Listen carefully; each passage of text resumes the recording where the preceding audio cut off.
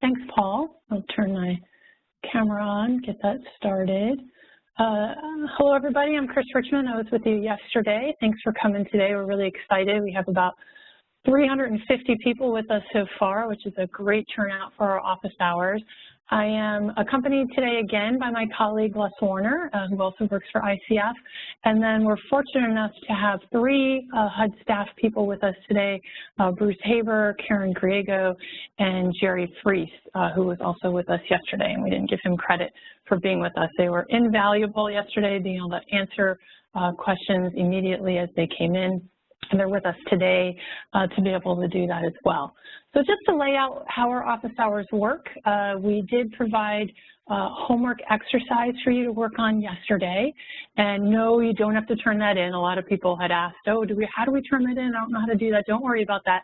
You just have to do it to practice what you learned, and then we'll go over the answers together. So I'm not checking to see if you did it or not. Hopefully you did, to be able to practice just a little bit. And then after that, Les is going to go over any questions that have started to come in. So if you have questions, please go ahead and type those in the Q&A box. We'll address any of those that have come in immediately, and then we'll review what came in yesterday, because I don't know about you, but it's super hard to listen to somebody, look at the slides, and look at the Q&A box at the same time. I just don't think it's possible. So Les took all those questions that came in yesterday, and he has put them together in different categories, and he's going to review some of those later on after we go through the exercises. So let's get started. I'm going to be moving over to our exercise tab. Hopefully you should see on your screen, it says session 1 exercise, does the lead safe housing rule apply? Now when I scroll down, I can see 1 through 7 on my screen. When I scroll down, you're not going to see my screen move. So you are going to have to take your cursor and put it on that gray toolbar and move the page down yourself, okay? So please be aware of that. You're going to have to scroll down to do that. And then Nicole is going to be assisting me today. She is going to be putting a couple links in. We're going to mention the interpretive guidance. We list different regulation citations, but then we also say, oh, this is question J10 in the interpretive guidance. And I realized yesterday when we did the training, we actually did not list the link for the interpretive guidance in our resources. So we'll make sure that that link for interpretive guidance and the disclosure interpretive guidance are actually in the next session pages of the resources. So she'll be putting that in the chat, and then after I give you the answer for each one, she'll also be putting that answer in the chat as well. So if you missed something, don't feel like you need to type in, what was the answer number 2? Just look in the chat box.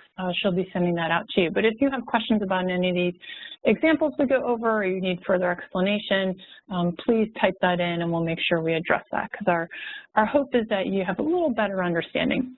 And then this is the first time that we've done these exercises, so I realized when I saw a couple of the questions come in late yesterday, they were saying, oh, is this supposed to be, are we supposed to assume this is pre-1978 housing? And the answer to that was yes. You know, unless otherwise stated, please assume that these examples were for pre-78 housing. And we'll make sure the next time we deliver this, we'll update those directions. All right, so let's get started. We were trying to determine if the following circumstances reflect exemptions under lead safe housing rule in its entirety or from portions of that, and so we were just trying to give you some ways to think through that.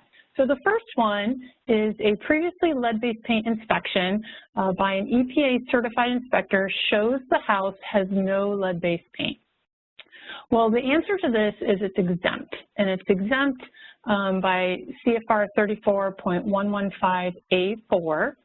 And so the house is also exempt from disclosure because it was certified. Remember, if a home was certified to be lead-free or there is no lead-based paint, then it is exempt. So number 1 is exempt. All right, number 2, a rehab project costing $12,000 involves replacing a water heater and roof repair, but no paint or painted surfaces will be disturbed. So the answer to number 2 is the project is exempt because no paint or painted surfaces will be disturbed.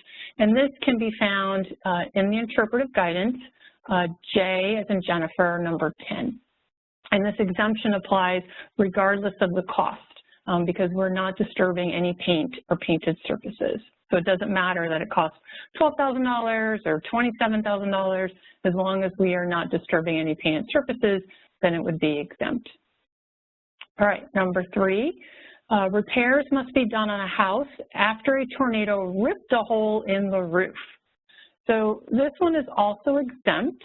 This is found at 34115A9 because the property has to be protected from future structural damage. So this is an emergency repair. It's exempt because there's an imminent danger to human life, which is likely because there's a hole in the roof. So number 3 is exempt. Let's look at number 4. Repairs must be done to fix a broken stair railing and deteriorated steps on the front porch as they are a trip or a fall hazard. Well, this sounds more like a deferred maintenance, so this is not exempt. Deferred maintenance is not considered an emergency, and thinking about a railing and stairs, if you have a wooden type of front entryway, there's probably paint there, so it may disturb painted surfaces, so it's not exempt. Number 5, maintenance work will disturb 2 square feet of interior surface in the kitchen and 3 square feet of interior surface in the living room. This one is also not exempt because it disturbs the painted surface in total over 2 square feet. It is exempt from the EPA regulation because it has a 6 square foot de minimis, but it does apply to the lead-safe housing rule. So other HUD de minimis levels include 10% of small component type and 20 square feet for exterior type. So the answer number 5 is not exempt because it disturbs painted surfaces in excess of over 2 square feet. All right, number 6, a mixed-use property built in the 1960s is updating all of the kitchens in the property using Cdbg funds. The update involved removing painted cabinets and ceramic tile countertops. So we see that painted cabinets there. So let's look. The lead-safe housing rule does apply, and it applies both to assisted and non-assisted units within this property. So if a project receives Cdbg assistance, the entire project is considered assisted and the lead-based paint requirements apply to all of these units. If a project received home funds, the lead-based paint requirements would also apply to the entire project, irrespective of the designation of the individual units. And this can be found, if you want to figure out where this was listed, this is in the HUD's interpretive guidance, J as in Jennifer, the number 20. So number 6 is the lead-safe housing rule does apply. Number 7, a homeless shelter receiving HUD funds sets up beds each night in the living area that's used for services of that church during the day. So the answer is the shelter is exempt if it qualifies for the 0-bedroom exemption. And a 0-bedroom exemption, a dwelling unit for 0-bedroom is defined as any residential dwelling in which the living areas are not separated from the sleeping area. So if you're able to designate it as a 0-bedroom exemption, then it is exempt. If the shelter does not qualify for the 0-bedroom exemption, then it is covered by the lead-safe housing rule. And this can be found in the HUD interpretive guidance at K1. All right, now remember, I'm going to scroll down on my page here, and so you need to do the same thing. Take your gray bar and move it down, and you'll be able to see 8, 9, and 10. Okay, so let's look at number 8. Family A receives 3 months of emergency rental assistance in Unit 101, and Family A moves out after 3 months, and Family B moves into the same unit and receives rental assistance for 2 months. So the answer to this is the lead-safe housing rule does apply because that, remember we talked a lot about that 100-day situation yesterday, and the lead-safe housing rule applies because applies to the unit, not the length the family is residing in the unit. So the 100-day time period is not specifically for this family, it's for how long are people being residing in this unit. So if we're looking at 5 months, we're obviously more than 100 days, and so it does apply. And the clock begins at the time the emergency assistance is first provided in a given unit and runs for 100 cumulative days. So the legislative housing rule does not apply to emergency housing assistance if it's under 100 days. That can be found at K6. But this example that we're giving, there is emergency assistance for more than 100 days, so it does apply. And Les is going to talk a little more about the 100-day exemption later after we get done with these different examples. All right, so look at number 9. A low-income household is receiving home funds for down payment assistance on a condominium unit built in 1995. So this is exempt. This is one of the easiest ones on here because remember, the legislative housing rule only applies to pre-78 housing. And this was built in 1995. It's exempt because it was after 1978. Well, where did that 1978 come from? Well, lead was banned in residential property by the Consumer Product Safety Commission in 1978. And so units that are built after 1978 are exempt from the legislative housing rule. So number 9 is exempt. And our last one, number 10, a senior housing project built in 1975 is undergoing substantial rehab using Cdbg and home funds. And so this one is exempt because this is a senior housing project. It's housing that's exclusively for the elderly. Only elderly residents can reside in this unit. So this is exempt. But remember, if there is any child under the age of 6 that's going to live in any of these units or is expected to reside in any of these dwelling units, then you cannot follow the exemption for that. So if it's exclusively for seniors, only seniors are living in there, then this property is exempt. So Les, that's all of the Q&As for the exercises. Is there any questions that came in or things that we should expand upon a little bit for the exercise before we move on? Actually, there was a question. Let me reopen the Q&A. There was a question on number 3 about the replacement, the roof replacement. And if I can get down there, I need to close the panelist, try to get the Q&A down. Here we go. So the question was on item number 3 that they looked at that and said, well, you know, that the emergency action here was to stop the water or stabilize the structure, that would fall under the emergency action, but then the permanent repairs, I think they were suggesting, would be what fell under legislative housing rule.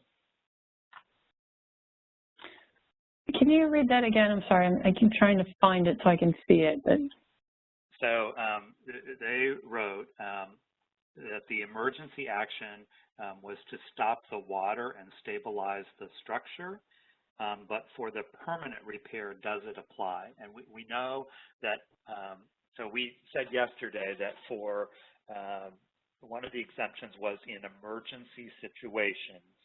And so stabilizing the building would be an emergency situation, but we did talk about then if you were doing, let's say, a rehab of the overall building, not addressing this emergency situation, but the rest of the work, that yes, that is going to be covered by the legislative housing rule.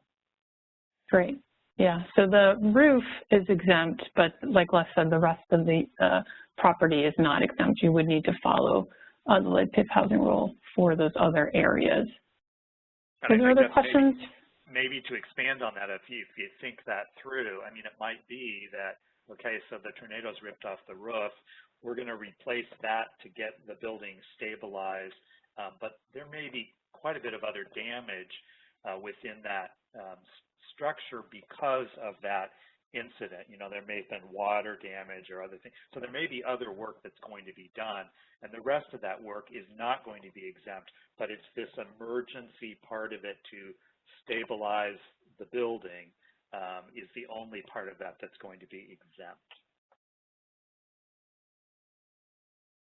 And I think that's somewhat consistent for folks that are familiar with working with environmental review. You would know that under environmental review, things for health and safety are pretty limited, and then the actions that you're then following up with, once you've kind of stabilized the situation, generally fall under the normal requirements for environmental review, and that's sort of what we're seeing in this situation.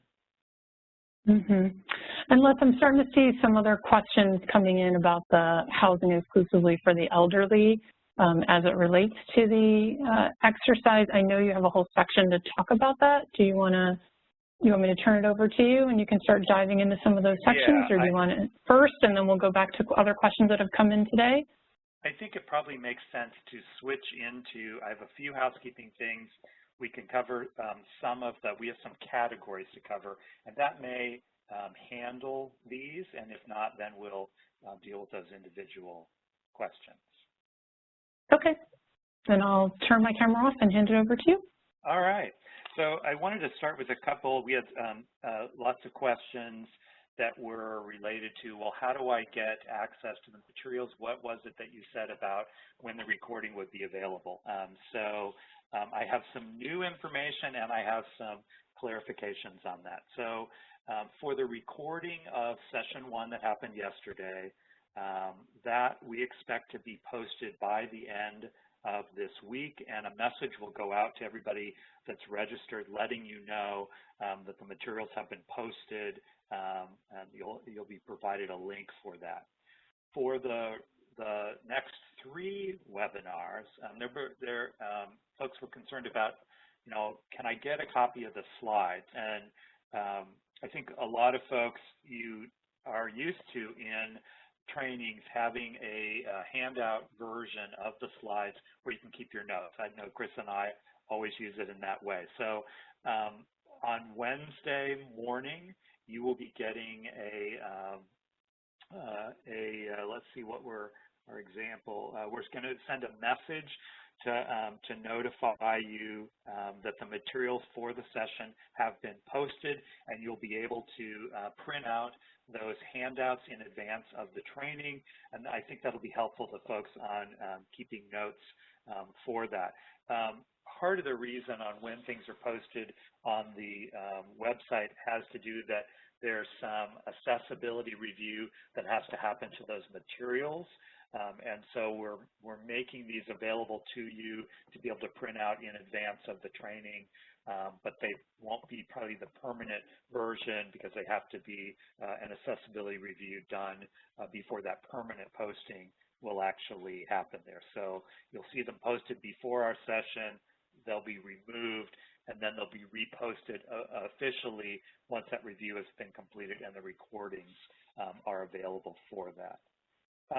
There were questions about, can I get a copy of all the questions and answers that have occurred during both the session and also during our office hour session. So what we're going to be doing is putting together all those questions and answers. We may be consolidating some of those because we have a lot of, some level of repetition. On those, they'll be reviewed by HUD, and then once they've been appropriately vetted, those will also be posted for you. We want to make sure that the answer there is something that has been kind of blessed and can be relied upon for. Okay, I think that handles the housekeeping things that I had. I'm going to switch us over, see if this, yes. So I'm going to switch us over to slides to go back over. So what I thought we would do first is we have some categories where we had a lot of questions around the same sort of issue. So I think we'll visit those first.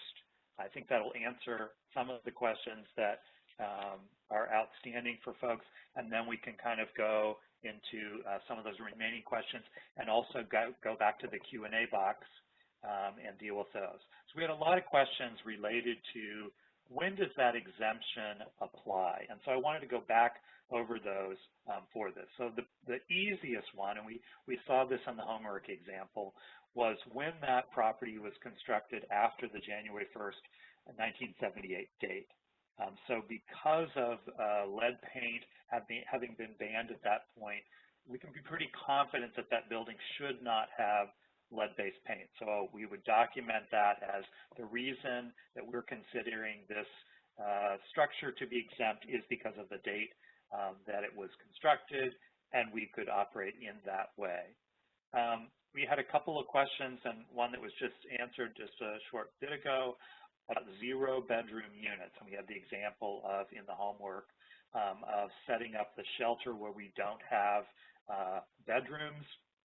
And so if we can determine that the unit that we are dealing with is a 0-bedroom unit, we can be exempt.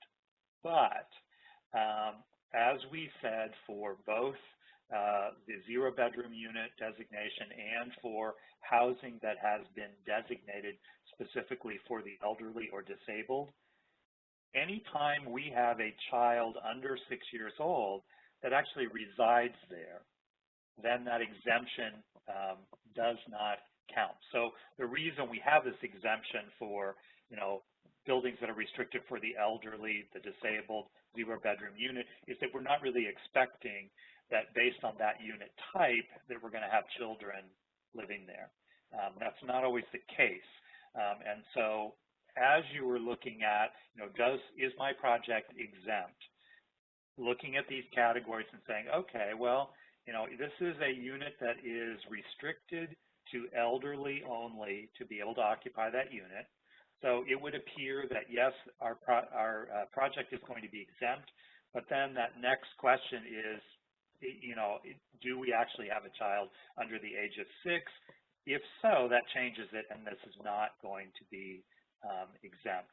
And then our last example here is that we may have a property that has already had a lead-based paint inspection, and either they identified that it is lead-free, or they actually did a full removal of all of the lead. Not that it was made lead safe by doing encapsulation, or we're enclosing the lead, so we still have lead there. But in the case where there either is no lead at all, or it has been removed and we have the appropriate inspections, scope of work, the certification to be able to show that based on what we can document about that property, that property is exempt from having to do anything further under the lead safe housing rule. And so we'll mention this when we get into our later sessions, but one of the things as a property owner, and that's why we're doing disclosures for owners for work that's being done, we're going to want to hold on to all that information. So, you could be a nonprofit that owned a multifamily building, and if at the point that work was done, or at the point that maybe when you acquired it, there was an inspection done and it was determined that it was lead-free, you're going to want to hold on to that information, that documentation in place, because that's the basis for being able to say, our property is lead-free, and so we don't have to do disclosures.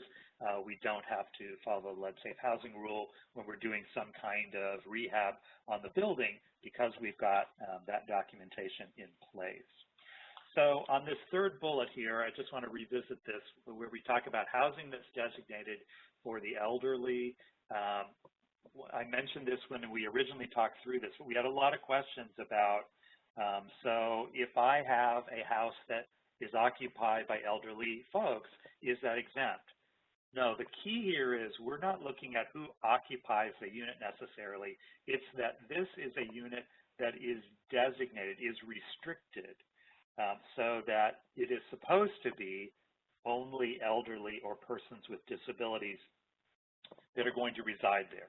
So not only our current tenant is elderly, but from this point forward with this assisted structure, we are confident because of this restriction that this is going to be occupied by elderly households. And that's the basis for this exclusion. So we're not, we believe we're not going to have any high risk, either children under the age of 6, or if we have a pregnant woman who either occupies that unit or is going to be, so we expected, so we have a lease that's been signed, we have a move-in date for them.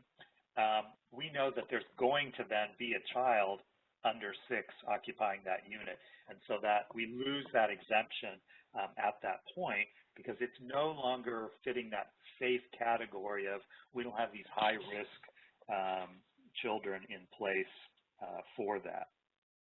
And Les, I would just add too, because I know you're talking about exemptions here, but I think there's just a little bit of confusion amongst the participants that the applicability of the lead-safe housing rule in rehab for Subpart J as well as Subpart K is not dependent on the presence of a child. So it doesn't matter if there's a child living there or not.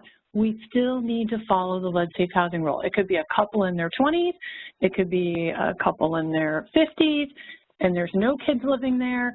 The lead-safe housing rule still applies. So I just want to make sure everybody's clear on that. Right, absolutely. So a couple of other questions that kind of go around this exemption for the work itself as opposed to the structure were questions about what if I am replacing the HVAC system. We had questions about what if I have an emergency boiler replacement. So in those cases, the question goes back to, am I actually disturbing a painted surface that may contain lead? So it may well be if I'm going in and replacing a component like a furnace, a water heater, a boiler, we may well be able to do that and be exempt because we're not disturbing any painted work surfaces. So it's not that the overall unit by definition is exempt, it's based on what is happening in that structure that the work that we're doing ends up being exempted on that. Now, we had a question that came in yesterday, sort of in the same line, where they said, okay, well, we're replacing a roof and the fascia on a structure or working on them. And so in that case, the response that came back was, no, that's not exempt, because you are disturbing painted surfaces with the presumption that that fascia and some of that surrounding area is going to be disturbed by the work that's going on. So I think when I mentioned this yesterday in the training itself, you know, I think people often will say, well, I'm just replacing the roof. So clearly the roof itself is not painted. I must be exempt because of the work that I'm doing here. But the question is, what are the surrounding surfaces? Are you actually able to do this work without disturbing those surfaces? So even in the case, and you really have to kind of think through what are all the areas that I'm going to impact from this work. And I'm going to be up on the roof, I'm going to be having a lot of banging that's happening. I have a lot of adjacent, I may well have a lot of adjacent painted surfaces. So kind of looking at that. That might include, let's say I'm replacing the HVAC system. In that case, I know when I replaced mine recently, I got a new thermostat. So the thermostat is mounted on a painted wall. So I couldn't say that they are not disturbing any painted surfaces, but in this case, I could then look to see, okay, so the only painted surface that I'm dealing with this is where the thermostat is. So we also know that we have a de minimis level. And so the more restrictive version of that is the HUD version, which is the 2 square feet per interior space. And so that replacement of the thermostat, while it's disturbing a painted surface, it's at this de minimis level. And so it is not triggering, it's not requiring lead-safe work practices, that's certainly a good idea. So we oftentimes have to think through what is the project, what is the impact of what we're doing, and to kind of go through that to make a determination on whether that is going to be applicable or not.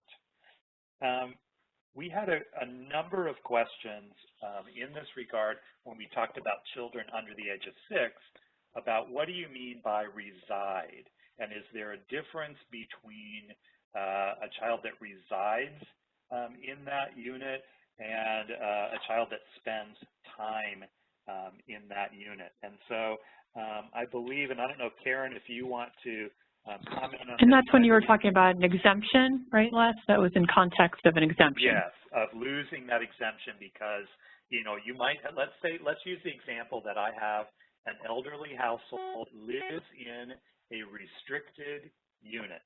And so we would say, oh, okay, this is an exempt unit, but we talked about, you know, that exemption goes away or isn't valid when there is a presence of a child under the age of 6 in that household or as part of that household. So people have wanted to fine-tune that question about, well, do they have to reside there if they were, let's say every day after school, they were getting off the school bus at the grandparents' unit in this restricted building and spending some hours there. How do we draw that line?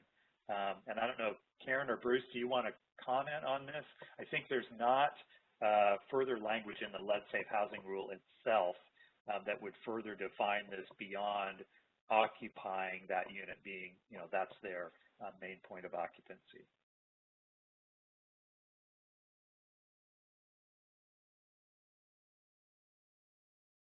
Okay, so I'm going to take that as a no comment for the moment. Sorry, Les, this is Karen. I was in the middle of answering questions and sort of half going back and forth. So let me try to reiterate the issue and respond appropriately. So the issue is the definition of reside. Yes. Right? Okay. So depending on the activity or the HUD funding assistance that's going into a particular project, so that's our first level of deciding what subpart of the lead-safe housing rule could apply. And then the next question is, well, if residency is one of those possible exemptions for that activity, what does it mean by a child occupancy? And typically we think of it as the place where the child sleeps and has their personal possessions most of the time. So it kind of is left at that. So where does the child normally sleep? You know, sometimes they sleep over at grandma's house or auntie's house, but most of their belongings and where they usually are expected or, you know, usually sleep and have all of their toys and most of their toys and clothing and so forth are at residence A rather than at grandma's or auntie's. Okay, I think that's good. Les, this is Bruce. One little caveat for that, you know, these are the federal regulations and sometimes local regulations or standards also apply. So you have to kind of understand where you are in the country and what might be expected based upon the local conditions. So you could have children that stay at grandma's house 2 or 3 times a week, and that might be enough for this to kick in, particularly if the the local requirements are 10 hours or 2 days a week or 3 days a month or whatever the definition might be. Great. I think that, and that's an important, on a number of these areas, you may have a whole nother overlay of state and local requirements, which kind of maybe more stringent or more prescriptive than the lead-safe housing rule itself. There was a question that came in yesterday, and I think just to kind of keep reiterating some of this, I think it might be good to also, so there was a question where if we have children under the age of 6 and adults that reside in a unit that is older than 1978, is this example exempt or regulated by the lead-safe housing rule? So the only time that the fact that we have that we're looking for, that we have this exemption is when we have a building that is restricted. So that's the only time when we kind of have this safety of, we know that this unit that's part of generally our affordable housing supply isn't now and one in the future have children. So in this description where we've got a unit that was older than 1978, so it's within that target housing that potentially has lead, and it doesn't fit this, it's not a restricted unit, it's not been found to be lead-free. So based on the kind of assistance that's going to be provided, you're going to fall under that requirement. Now, if we look at J and we're doing rehabilitation, those requirements are going to be different than if we were providing some kind of, let's say, emergency mortgage payment for that household. So it's going to be depending a bit on the activity and what the required actions are, but they are not exempt from the lead-safe housing rule. There also, in regards to this, was this question about whether we expect a child of under 6 to reside there. And so we referenced yesterday that when we talk about expecting a child to live there, we're talking about either that we have a lease that's been signed, and so we have a move-in date that's been set, so we know that there's going to be a child living there, or we also use the example of where we have a pregnant mother, and so that's residing there, or has signed a lease to be moving into that structure, then we know that there is going to be a child under the age of 6 that we expect to occupy that.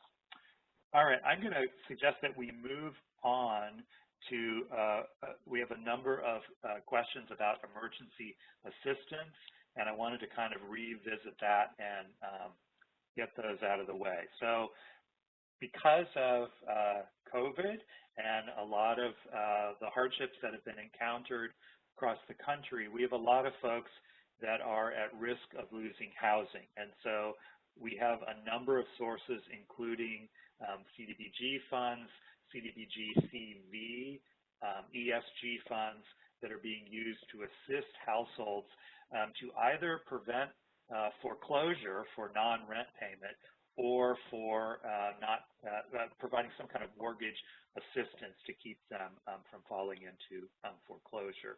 And so we've had a lot of questions about the 100 days, and Chris reiterated that as part of the exercise.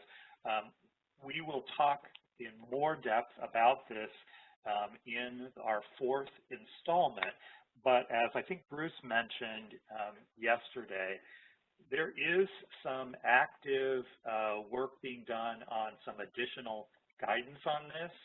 I think there is a possibility that perhaps by the time we get to our 4th session on Subpart K, we might have some additional information for you, so kind of stay tuned to that. But for right now, as Chris reiterated, the issue is the 100 days on this. And we have had some questions about, well, is that 100 days you know, of let's say rental assistance, so maybe 4 months of rental assistance, or is it 100 days from the point that I actually make that first payment? And we're also waiting for a ruling on that. So I think there will be some further clarification that will be provided as we go forward. But at the moment, what you need to be looking at is if you have emergency assistance, and the most typical example that would be either rental assistance or mortgage assistance, that if the time period that that assistance is being provided goes beyond 100 days, then the exemption within Subpart K on having to inspect and address any lead paint hazards in that unit, that goes away when we hit 100 days. So keep that in mind as part of how you're going to implement a program, and also stay tuned for any potential changes to that specific ruling. Chris, are there things coming in through the question and answer box that we should switch to before we go further on our list? I think so. Yeah, there was one. I changed the slides to show the correct disclosure form. Perfect. Because, yeah, somebody was asking, is the HUD lead-based paint disclosure form required, or can another form that covers the same things be used? And so the HUD and EPA forms, this is the example of the HUD form, is just an example. So a form that you have can be used as long as all the required elements that are listed on the HUD EPA form are included in that. So you just need to make sure those required elements are in there. And Chris, on that topic, we had questions yesterday about where can I see that incorrect versus the correct, and where do I get the correct disclosure form? And so this week our slides are going to be posted, we believe, by the end of the week.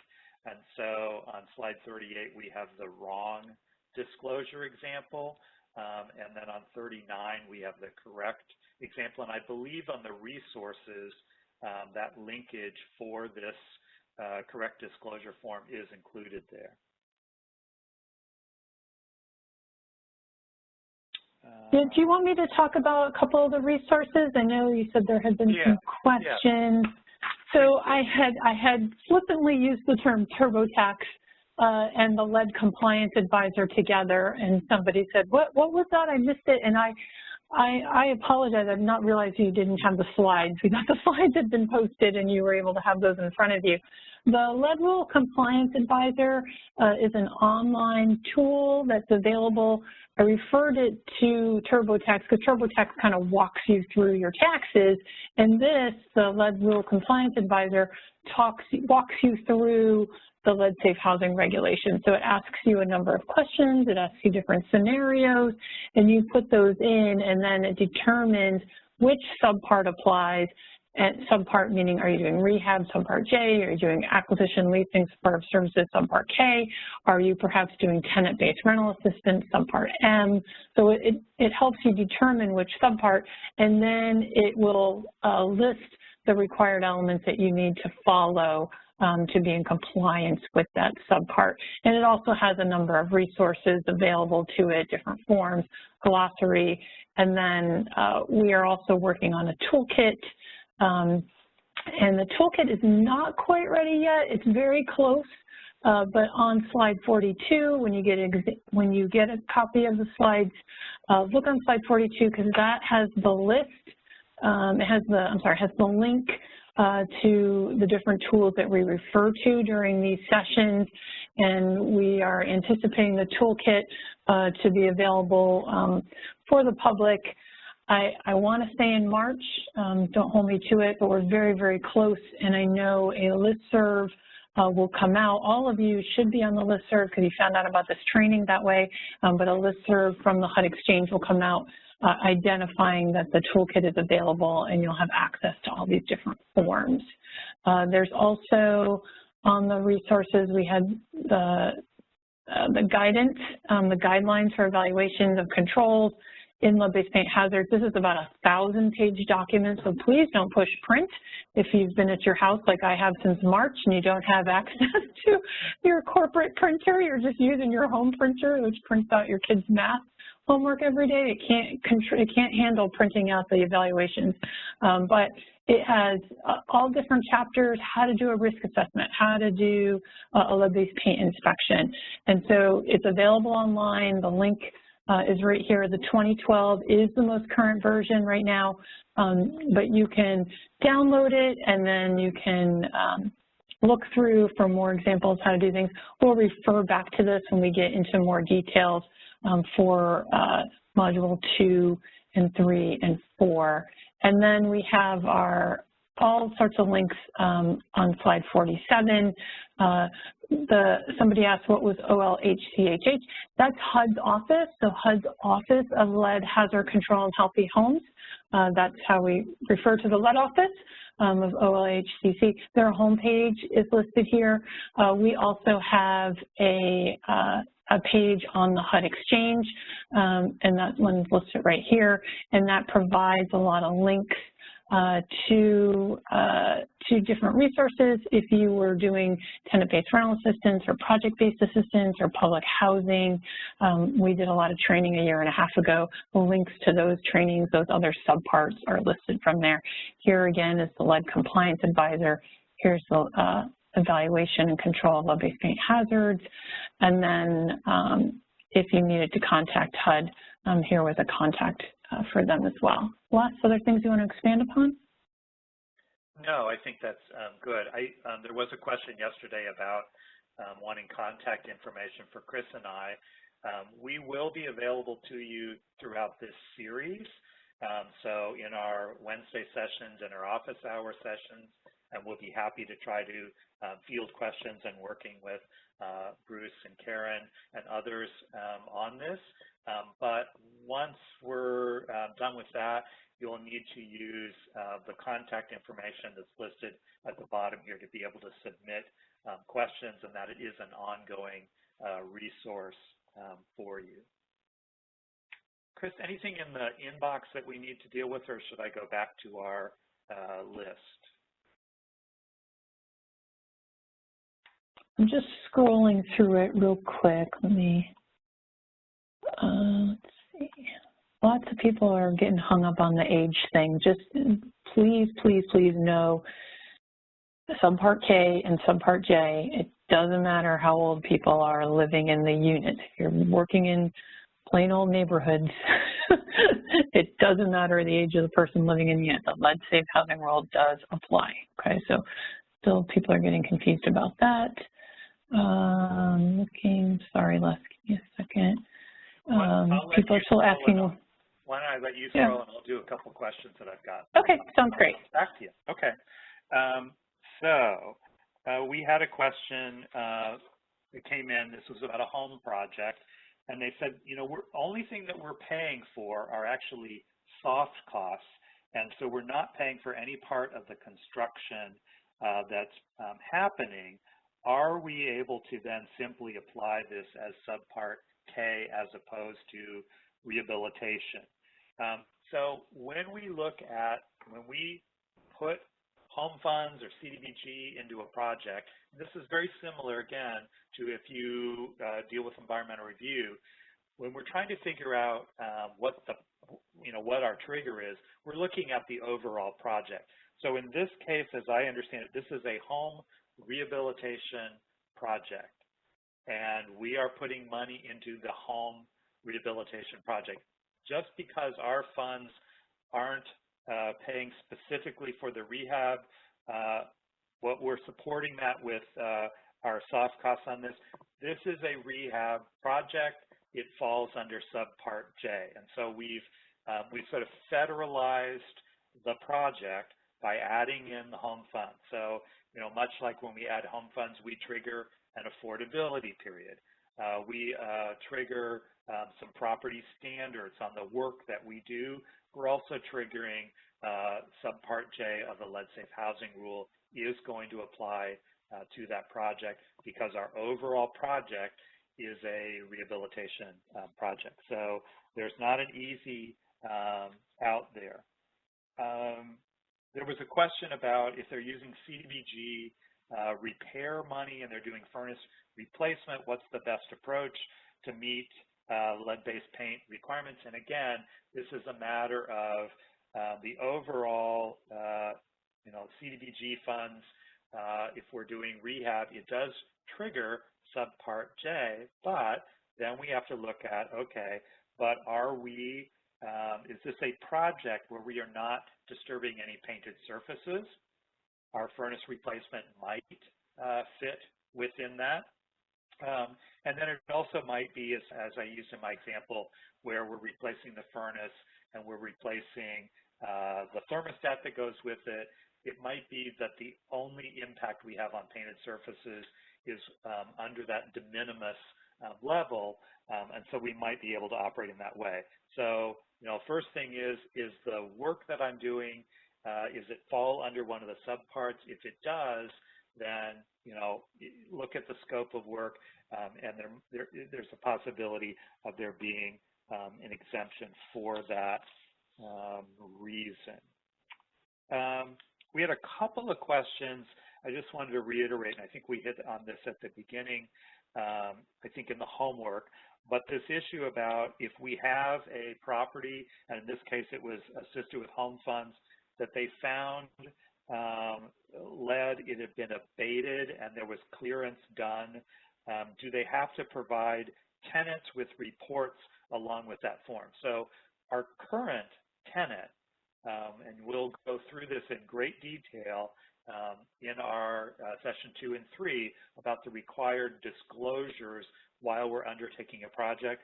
We're going to be disclosing to any occupants of that property when there's work happening. It's possible we might be moving someone out temporarily while we're doing that work. But at the point that we have a property that has been found to be lead-free, so either it did not include lead ever, or we have done a full removal and the testing and the certification to be able to document that we now have a property that is lead-free, that would exempt you from having to do the disclosure forms over the years as you are, re-renting that unit. Unless I think we had another question since you were talking about disclosure. Somebody was asking, is disclosure form only required on acquisition? And I pulled up the disclosure slide 36. Disclosure applies for acquisition and rental units. So whenever a unit is being rented, the disclosure rules do apply. So it would be the owner or the lessor that's providing that pamphlet. They're disclosing any known information about lead. They're also disclosing any absence of lead as well, and they're using the correct form. We also had a lot of questions yesterday too about, well, what if it's signed on the same day as the contract? Is that okay? And the answer to that is yes. That's very common, that the disclosure notice is given at the time of contract or lease. So that's allowed as well. Les, anything else about that? I think the important thing here is we want to know that that tenant or buyer has received that and knows that, and they're able to make an informed decision. So it can be the same day, but we need to make sure that's done first so that we have an informed household on that. Yeah, and just to clarify, just to clarify real quick too, there is a different form for rental disclosure than there is for acquisition disclosure. So there are two separate forms. They're very similar, but they are different. So when you go onto the HUD's website or EPA's website, you will see a link for acquisition or for sale, housing, or for rental. So you can choose, and they're in multiple languages as well. This is Karen. Sorry to interject, and thank you for distinguishing the two different forms. The main difference being that for a pre-1978 property that is being sold, the prospective buyer has a 10-day period within which to have the unit tested for lead-based paint, if they choose, or a different time frame that the owner and that the seller and the buyer agree to. But one of the other reason I wanted to jump in here is to clarify something that might be on some of our viewers' minds with respect to disclosure, and one of the exemptions from the lead-safe housing rule, and that being if lead-based paint was identified, totally removed, and we have clearance to prove all of that. Yes, if HUD is going back in with additional funding for leasing or acquisition or rehabilitation or something like that, the documentation, the backup documentation that distinguishes that particular unit as lead-free is the basis for an exemption from the lead-safe housing rule. However, if that same property is being sold, that seller must disclose all of that information to the prospective buyer. Great. Thank you, Karen. That was really helpful. Les, we're almost at the top of the hour. Yeah, do you want to wrap this up? I wanted to wrap this up by summarizing that we still have a lot of other questions that came in from yesterday's session, but they pretty much all were related to things that we are going to be covering particularly in the next 2 sessions, where we're talking about rehabilitation and a few for Subpart K. So a lot of questions about, what's the certification for who can, do a risk assessment or an evaluation of lead hazards? What's the certification for who can do the work? All details that we are going to be going through in great detail over the next 2 sessions for rehabilitation related, and then in our last session for Subpart K. So I want you to understand that for questions that we have not responded to today, it's because I believe that they all are questions that will be answered as part of those next series installations. So with that, I think we can close the session. Thank you so much for everyone for attending.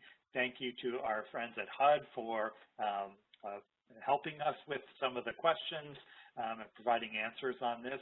And we'll look forward to seeing everybody on Wednesday for session 2, which will be starting to look at Subpart J and rehabilitation. Thanks, everyone.